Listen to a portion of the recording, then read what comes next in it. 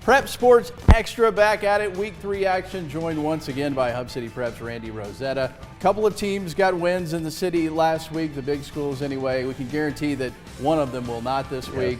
Meanwhile, we'll get to that in a moment. It was a tough week for Lubbock High ISD. Thankfully for a couple of those schools, they got a Thursday night football game, get to get right back in it and not worry about that week 2 loss. Yeah, no question. Estacado's at home against Canyon. Estacado had a tough luck loss. Controversial call at the end against Dumas, had scored what looked to be the winning touchdown, got nullified by a penalty, so they're going to be loaded for bear. I talked to a couple of their guys and they're chomping at the bit.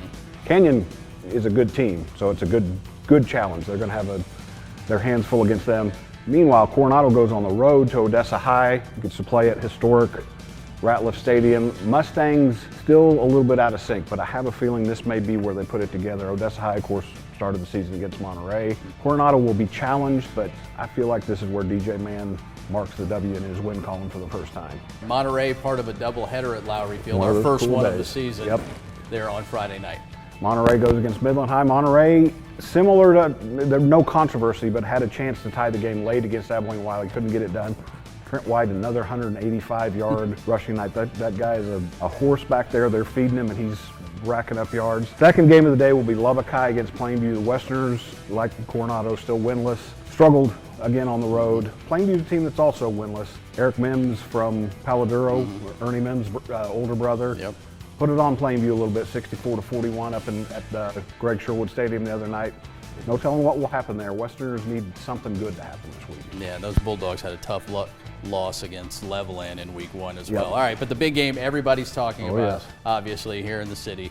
Lubbock Cooper visiting Friendship on Friday night. Yeah, this has become one of my favorite games to go to. Of course, 2 years ago, the 3-4 overtime game, the one that just went forever and had you on the edge of your seat.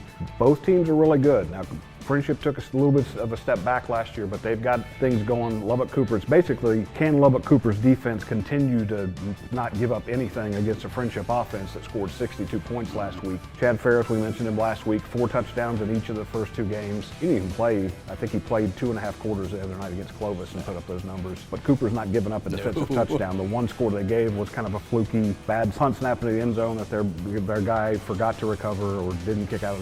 But their defense is not giving up anything. So which unit is going to be the difference in that one? As always, you can go to hubcitypreps.com. Right now you'll find standing stats and helmet stickers. And make sure to check out the website this weekend for a complete recap of week 3. Randy, thanks. Thanks for having me.